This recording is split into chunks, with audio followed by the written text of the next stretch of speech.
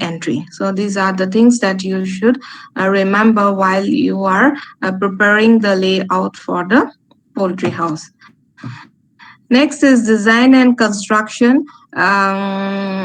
After having the layout plan, you should have the and you should have make the design by yourself. So, if you can, you can take the help of an architecture also, but the technical inputs has to be given by you. So the poultry are most comfortable when the temperature varies between 10 to 24 degrees centigrade. Already I have told you that it should be at room temperature, that is 24-degree centigrade. If the temperature goes beyond 24 degrees centigrade, then the birds comes under stress. And if you calculate in Fahrenheit, 70-degree Fahrenheit is the temperature which should be maintained in the poultry farm. If it goes beyond that, then the birds will come under stress, and the relative humidity should be around 50 to 75%.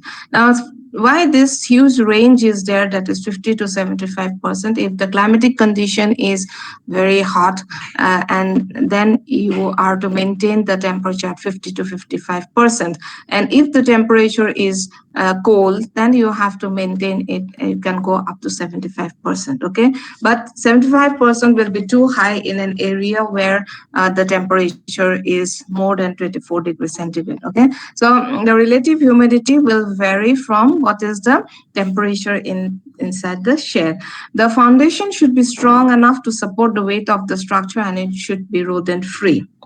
The floor should be smooth, preferably concrete, made impervious to moisture with a reasonable slope for easy cleaning and washing. So these are the things. Always we should maintain a slope of the floor, and it should be made of concrete, and it should be impervious to moisture.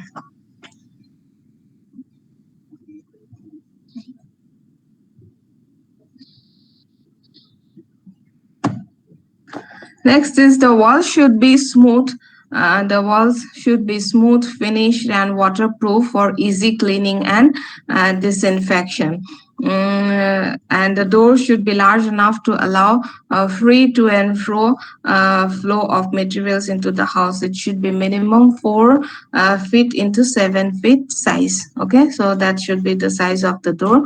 And the width of poultry house should not be more than 30 to 32 feet. Okay, if the width of the poultry house is more than this, then the center of the house will not get the sunlight, and the length can be adjusted to any size. That is true for all the species. The height should be minimum 9 feet for deep litter house, deep litter system of management. It should be 9 feet. The height should be minimum 9 feet.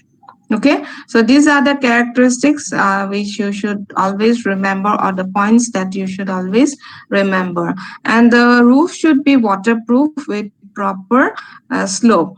If water is there, if there is any leakage or all, the water will enter into the house. And the roof extension of 1 meter beyond the walls should be provided as overhang to prevent the entry of rainwater into the shed. So all of you know what is an overhang. We have already discussed when we were discussing housing of cattle. Do you remember?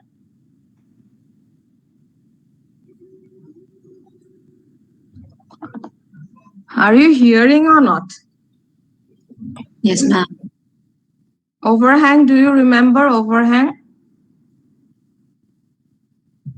Economy in next, whatever house you are going to construct, economy is very important. If you do not see the economy, then the cost of the construction will go up very much, and depending upon how many numbers of birds you are going to rear and what will be the profit from your farm, on the basis of that you can go for the construction of the house.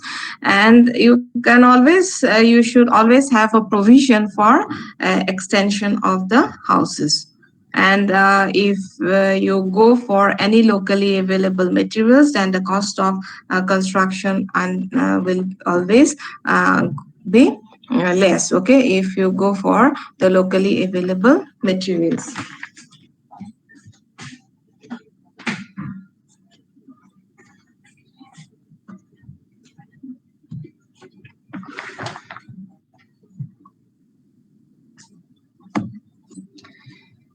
Next are the types of roof.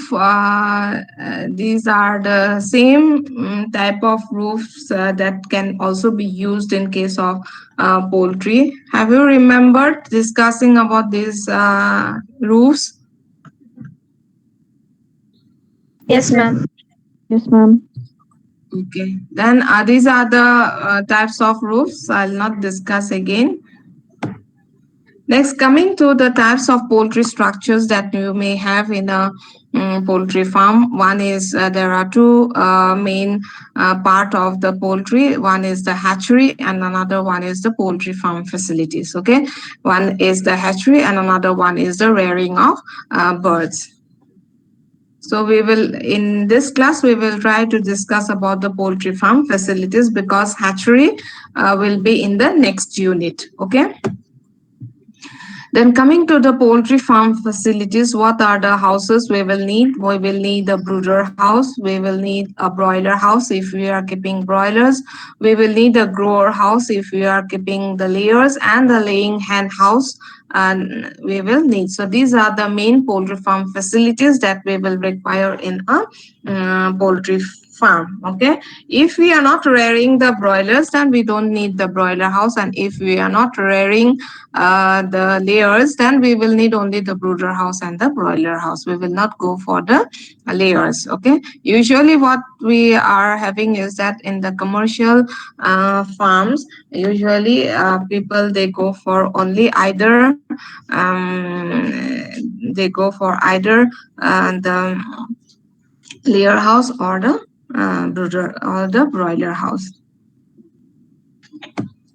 So first is the brooder house. Then brooder house may not be an essential requirement for small poultry farms. I already told you that the same house with the help of brooder by putting the brooders and all, you can use them as a brooder house. Suppose you are rearing 50 numbers of birds. It is not necessary to have a separate brooder house. Okay, but when your farm is a big one, then you have to go for a separate brooder house. Now for big poultry farms, a separate brooder house must be constructed because of continuous brooding of chicks. Okay, when you are going for the batch system, so continuous brooding of chicks, you are going to brood the chicks in the brooder house and then transfer them to the grower house, and then that system is very much good if your farm is a big one.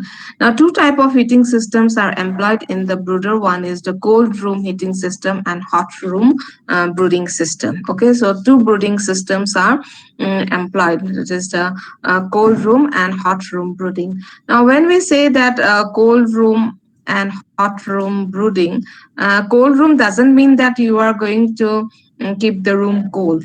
Okay, it is not like that. Cold room heating system means suppose you are using a charcoal brooder, you are using a charcoal heater. So when you put the charcoal heater in one place, then only a little area around surrounding the charcoal heater will be heated up, and rest of the room will be cold, which we also see in case of the hover brooders. Okay, hover brooders also, the area immediately below and immediately surrounding the hover brooder, it is usually hot, remaining it is usually cold. And hot room brooding system means the centrally heating system that you are going to use. Sometimes you may have the whole room, you may have the hot pipe passing through the room, and the whole room will be hot. Okay, whole room will be warm, and you will not have individual brooding systems. Okay, so that is known as the hot room brooding. Don't confuse, the cold room doesn't mean that you are going to keep the room cold. Okay, is it clear? Not able to? Okay, okay.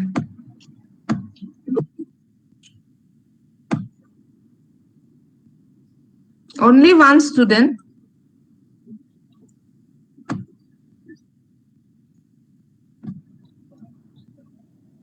Okay.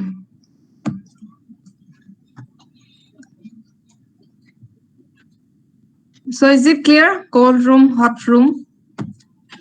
Next is a broiler house. You can have the broiler house. It should be kept enough warm, and the litter should be kept reasonably dry. We will go into what is a litter and what are the different systems of housing. We will go into it, but just try to remember these points. There should be circulation of fresh air, which is very much important in case of a poultry house, and the house should be free from drafts. Okay, free from drafts.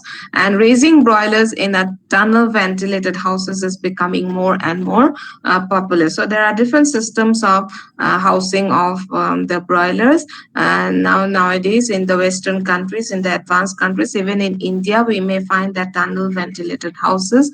It is becoming popular. So next is what is the tunnel ventilation. Tunnel ventilated, we cannot tell our Indian farmers to go for this tunnel type of ventilation because the cost of construction is very high. But the big businessmen who are going for the commercial type of poultry house, they can go for it because in this type of tunnel ventilation, it works very well, where the temperature is fluctuating, and also it remains very hygienic, okay, whenever you are going for this type of ventilation. And it is most effective in tropical climate due to higher exchange rate and faster air movement. Okay, now what happens in our cases, like suppose we are rearing the birds in Rajasthan, what happens there when many numbers of birds are there, the fresh air cannot move out sometimes, and the inside ones inside of the house becomes, and the hot air is trapped inside, and it becomes very warm. And once the temperature inside becomes warm, the humidity also increases, and it results in a wet litter condition. So in the tropical climate, you can go for this type of tunnel ventilation. In case of tunnel ventilation, the ventilators, you will be having exhaust fans on one side of the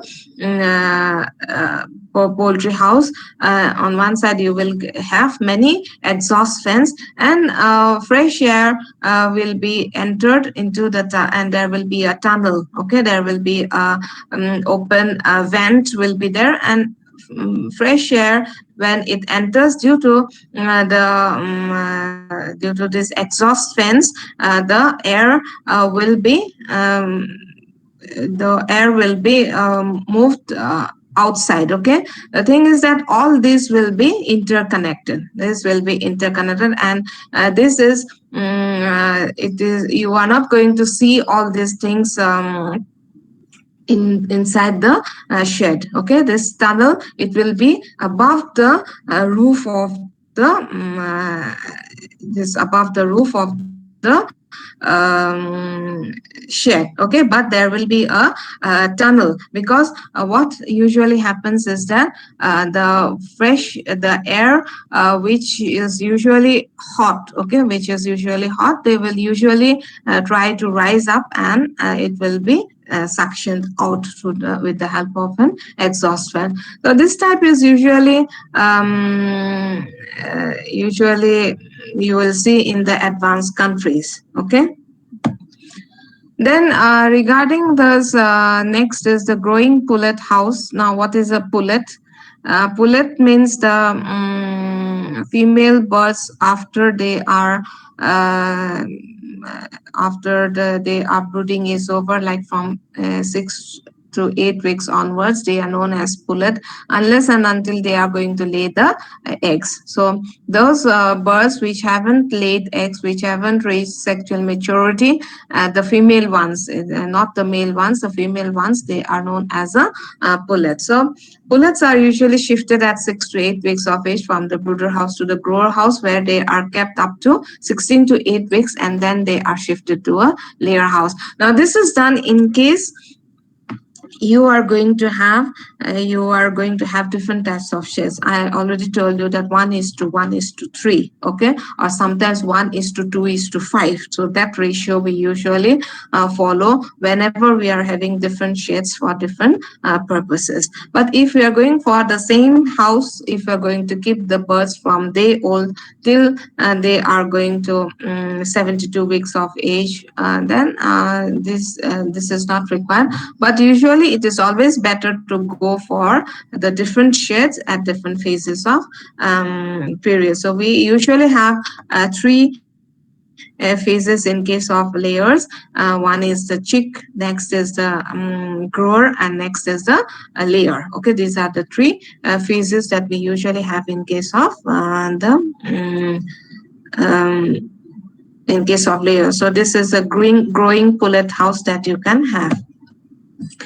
Next is the layer houses. Most of the commercial egg-laying flocks are kept in cages, and deep litter system is common for small size laying flocks. Okay, so we will discuss later on what which system is the best that when we are going to study about the different systems. So we can keep the laying flock in cages also, and then we can also go for the deep litter system of management. Till here, any doubt?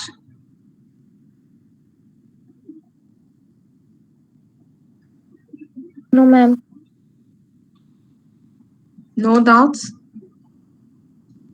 Then let us start with the type of poultry housing systems. There are with that of the other birds, with that of other species. Here also in case of poultry, we have different systems of management, that is a free range or extensive system, semi-intensive system, and intensive system. Okay, these three systems are the same with that of other species. But in case of the intensive system, how we are going to keep the birds, that is quite different in the intensive system. So we can keep the birds under the slat cum litter, slatted floor, deep litter system, and under the cages. So when we come up, when we say about the cages, we may keep them in California cages, we may keep them in battery cages, we may keep them in individual cages.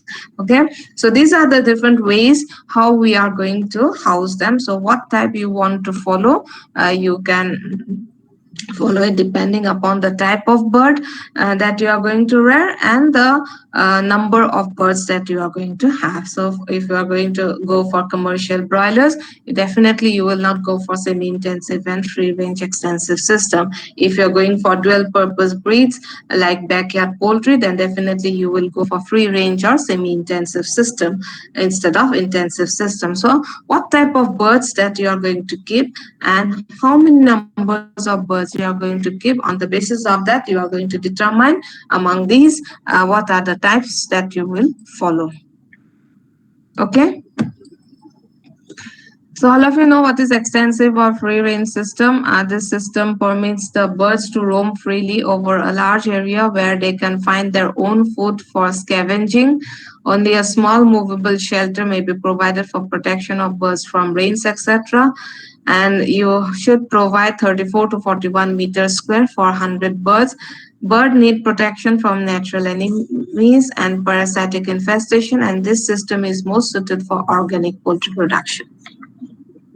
Okay, so these things are, I think all of you know, it is same with that of other species, extensive or free range system. Now our local birds, our indigenous birds are usually farmers, they usually follow this extensive or free range system. Okay,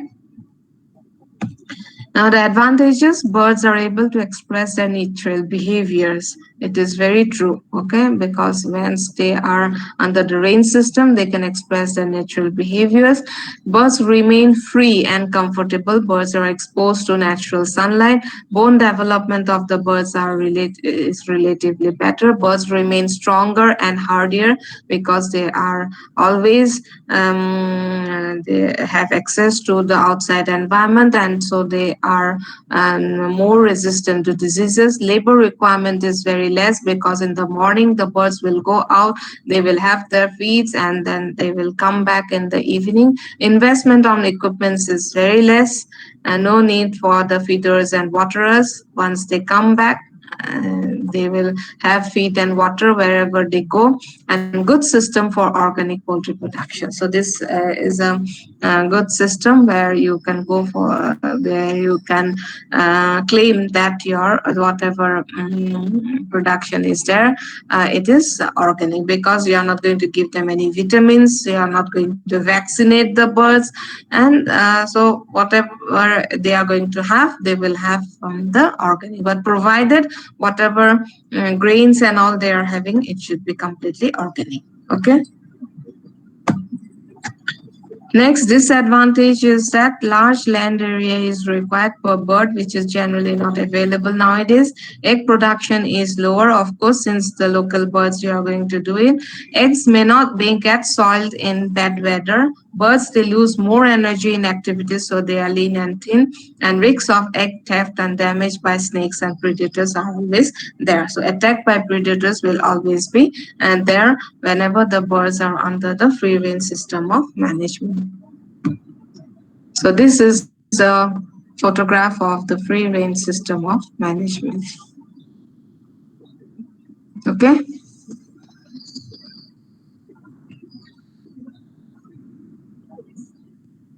So we'll stop here. Till here, any doubt? We'll continue in the next Ma'am, class. what is organic poultry production? Organic poultry production means the production which is completely organic. You are not going to add any inorganic things. Okay. Inorganic in the sense whatever feed they are going to consume, it is completely organic without any giving any type of chemicals, outside chemicals, or else chemicals in the sense vitamins are chemicals only. Okay. So whatever vitamins and all they are going to get, they will get it from the range only by having some fodders. And wherever they are rearing, like the fodders also, it should be completely organic. They should not spray any inorganic fertilizers and all in those types of fields. It should be completely organic, devoid of any inorganic substances, because whatever the feed they are going to consume, it should be completely organic. Okay. And whatever vitamins and all they are going to get, they will get it from those organic fields only.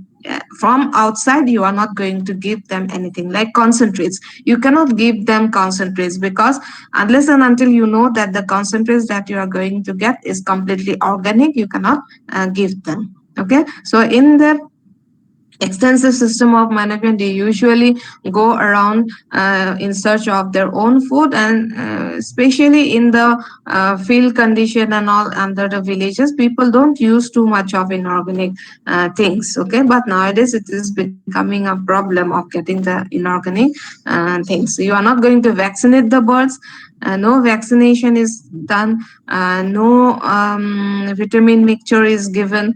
Whatever they are getting it from the range, and that too you have to ascertain that the range is completely organic, so that no fertilizers and all are given in those range lands where you are going to keep the birds.